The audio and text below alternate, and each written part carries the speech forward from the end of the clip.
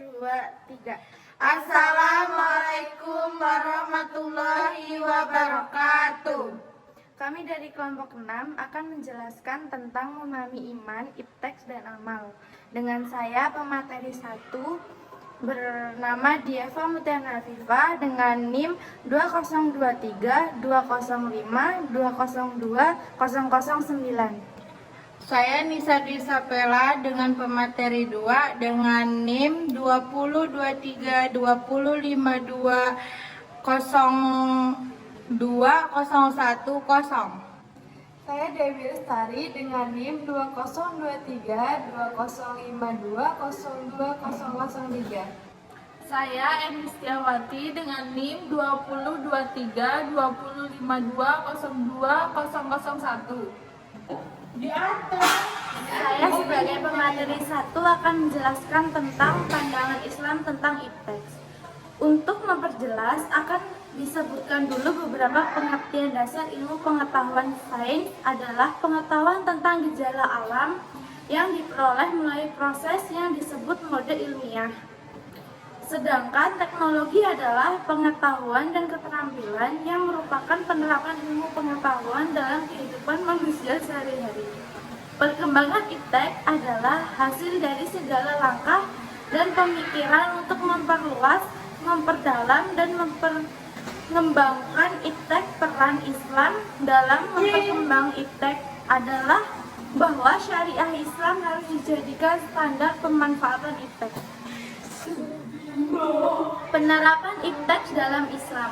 Kemajuan ilmu pengetahuan teknologi dan seni dunia yang kini dipimpin oleh peradaban barat 1 abad terakhir ini mencengangkan banyak orang di berbagai penjuru dunia. Kesejahteraan dan kemakmuran material fisikal yang dihasilkan oleh perkembangan ipteks modern membuat orang lalu mengagumi dan meniru gaya hidup peradaban barat tanpa dibarengi sikap kritis terhadap segala dampak negatif yang diakibatkannya. Peran iptek dalam berbagai sektor kehidupan.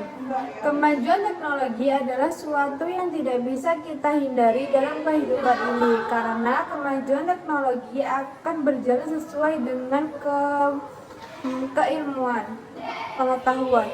Setiap inovasi diciptakan untuk memberikan manfaat positif bagi kehidupan manusia, memberikan banyak kemudahan, serta sebagai cara baru dalam melakukan aktivitas manusia. Khusus dalam bidang teknologi, masyarakat sudah menikmati banyak manfaat yang telah dihasilkan dalam dekade terakhir ini. Contoh termudah adalah dampak positif dari berkembangnya iptek di bidang teknologi komunikasi dan informasi. Perkembangan teknologi akhir-akhir ini menjadikan dunia yang amat luas di era globalisasi ini menjadi sempit, mengecil, dan terbatas. Perubahan ini tentu saja berdampak positif dan negatif bagi kelangsungan hidup seorang muslim. Dampak negatif dari perubahan dan pergeseran zaman mampu mengguncang, menggeser, dan mengikis habis nilai-nilai moral dan iman. Bahkan lebih jauh dari itu, dapat menghancurkan masa depan dan peradaban manusia. Oleh karena itu, seorang muslim harus membentengi diri dengan keislaman yang kuat. Tanpa iman yang kokoh, kehidupan seorang muslimin terombang-ambing dan bisa berujung pada kehancuran. Iman adalah pelita yang menjadi penerang dan penyejuk pada jalan yang lurus. Menyelaraskan iptek, iman, dan akal. Para sarjana muslim berpandangan bahwa yang disebut ilmu itu tidak hanya terbatas pada pengetahuan atau knowledge dan ilmu atau skills saja, melainkan ilmu oleh Allah dirumuskan dalam Lauhil Mahfuz yang disampaikan kepada kita melalui Al-Quran dan As-Sunnah. Ilmu Allah itu melingkupi ilmu manusia tentang alam semesta dan manusia sendiri. Jika bila diikuti jalan pikiran ini, maka dapat kita pahami bahwa Al-Quran itu merupakan sumber pengetahuan dari ilmu pengetahuan manusia. Seandainya penggunaan satu hasil teknologi yang telah melalaikan seseorang dari zikir dan fatur serta mengantarkannya kepada ketuhanan nilai-nilai kemanusiaan, maka ketika itu bukan hasil teknologinya yang mesti ditolak, melainkan kita harus memperingatkan dan mengarahkan manusia yang menggunakan teknologi itu. Jika hasil teknologi sejak semula diduga dapat mengalihkan manusia dari jati diri dan tujuan penciptaan, sejak dini pula kehadirannya ditolak oleh Islam. Karena itu terjadinya suatu persoalan besar bagi martabat manusia mengenai cara memadukan kemampuan mekanik demi pencipta teknologi dengan memelihara nilai-nilai fitrahnya. Kesenian Islam tidak harus berbicara tentang Islam. Ia tidak harus berpanasihat langsung atau anjuran. Berbuat kebijakan bukan juga penampilan abstrak tentang akidah. Seni yang Islami adalah seni yang dapat menggambarkan wujud ini dengan bahasa yang indah serta sesuai dengan cetusan fitrah.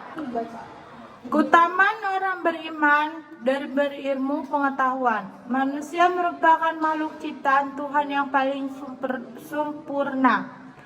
Kesempurnaannya karena diberikan potensi yang paling utama adalah akhlak. Akal berfungsi untuk berpikir dan hasil pemikiran itu adalah ilmu pengetahuan.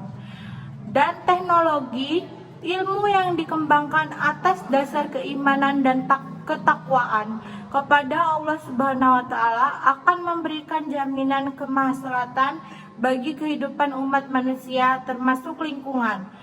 Berkenaan dengan keutamaan orang-orang berilmu, Al-Ghazali mengatakan, barang siapa berilmu membimbing manusia dan memanfaatkan ilmunya bagi orang-orang lain bagaikan matahari, selain menerangi dirinya juga menerangi orang lain.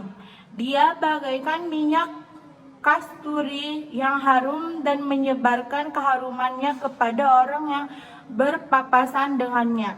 Dari pernyataan di atas tampak bahwa Al-Ghazali sangat menghargai orang yang berilmu dan mengamalkan ilmunya dengan ikhlas. Salah satu pengamalannya adalah mengajarkan kepada orang lain. Amal sebagai wujud keimanan. Bentuk-bentuk amal terhadap keimanan: bertakwa kepada Tuhan, birrul walidain, pahala dan keutamaan berbakti kepada kedua orang tua, bersikap anak terhadap kedua orang tua, berbuat baik terhadap sesama manusia, sedekah di jalan Allah Subhanahu wa taala, menuntut ilmu, dan memberi makan orang miskin. Amal sebagai wujud keimanan. Bentuk-bentuk amal terhadap keimanan: 1. Bertakwa kepada Allah. Ketakwaan yaitu melaksanakan ketaatan kepada Allah dengan ikhlas dan menjauhi segala macam kemaksiatan. 2. Birrul walidain, contohnya berbakti kepada kedua orang tua, sikap anak terhadap kedua orang tua. 3. Berbuat baik terhadap sesama manusia, contohnya saling membantu, sedekah, menuntut ilmu, dan memberi makan orang miskin dan anak yatim piatu. Keempat, berbuat baik terhadap lingkungan. Contohnya tidak pelit ke sesama tetangga, dan saling membantu jika tetangga membutuhkan bantuan. Cukup sekian dari kami ucapkan Wassalamualaikum warahmatullahi wabarakatuh. Hati hampa tanpa kekasih. Cukup sekian dan terima kasih. Bye-bye.